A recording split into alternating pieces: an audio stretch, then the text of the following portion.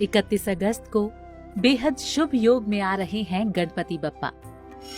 10 दिन तक गणपति करेंगे भक्तों पर खास कृपा। आप भी घर ला रहे हैं गणपति तो ध्यान रखिए ये बातें। बप्पा के इस तरफ कलश रखने से मिलेंगे शुभ फल। हर साल भाद्रपद मास के शुक्ल पक्ष की चतुर्थी तिथि को गणेश चतुर्थी मनाई जाती है। 10 दिन तक मनाए जाने वाले इस पर्व को गणेश उत्सव कहा जाता है।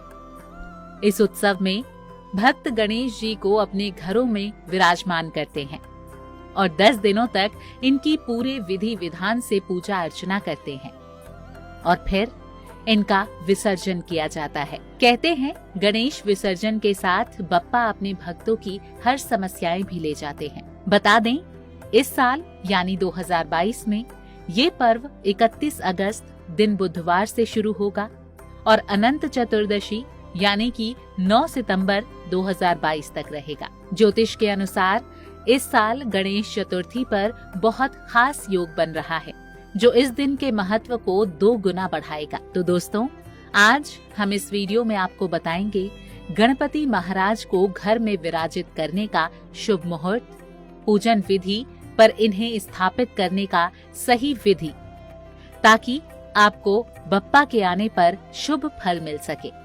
तो आइए जानते हैं। हिंदू पंचांग के अनुसार गणेश चतुर्थी तिथि का प्रारंभ 30 अगस्त को दोपहर 3:33 से होगा और 31 अगस्त दोपहर 3:22 पर इसका समापन होगा।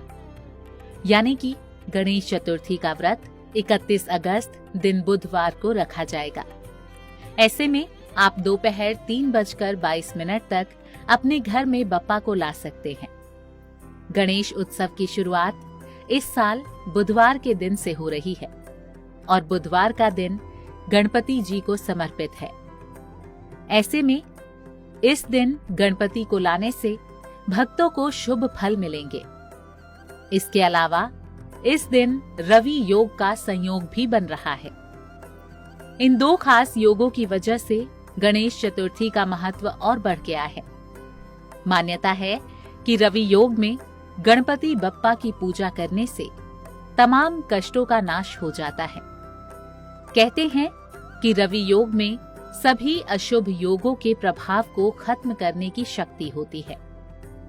बता दें, 31 अगस्त को रवि योग सुबह 6:06 से शुरू होकर मध्य रात्रि 12:12 तक रहेगा। मान्यता है कि भाद्रपद के शुक्ल पक्ष की चतुर्थी से इस माह की चतुर्थी तिथि यानी कि 10 दिनों तक भगवान गणेश पृथ्वी पर वास करते हैं। गणेश चतुर्थी पर जगह जगह पंडालों और घरों में गणेश जी को स्थापित किया जाता है।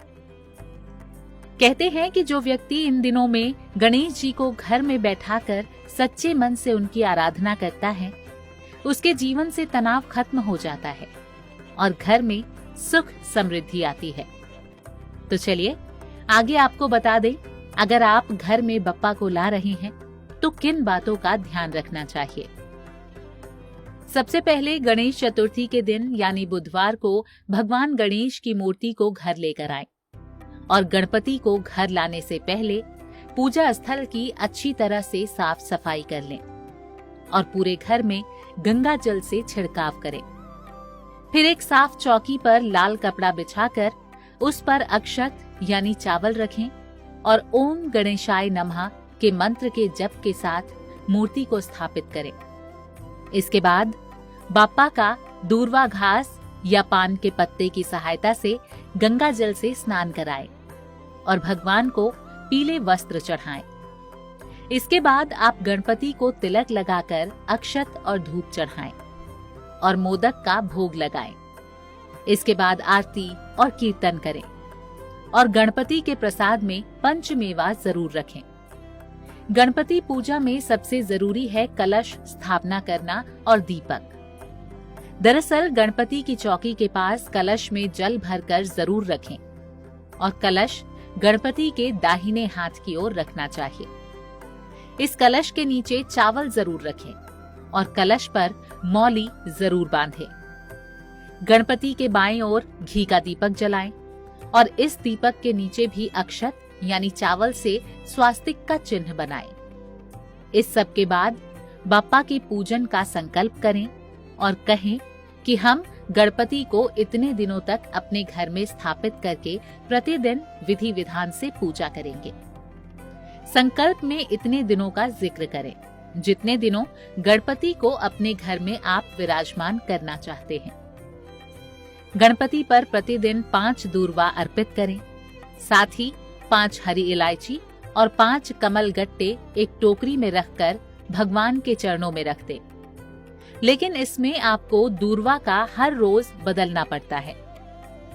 वहीं इलायची आदि को पूजा के अंतिम दिन तक पूजा स्थल पर ही रखे रहने देना है और पूजन संपन्न होने के आखिरी दिन कमलगट्टों को लाल कपड़े में बांधकर घर में बने पूजा के मंदिर में रख दें और इलायची को प्रसाद के तौर पर ग्रहण करें। इस प्रकार नियम पूर्वक बापा का पूजन करने से घर में हमेशा सुख, शांति और समृद्धि बनी रहेगी। कुंडली टीवी डेस्क से प्रिया शर्मा की रिपोर्ट।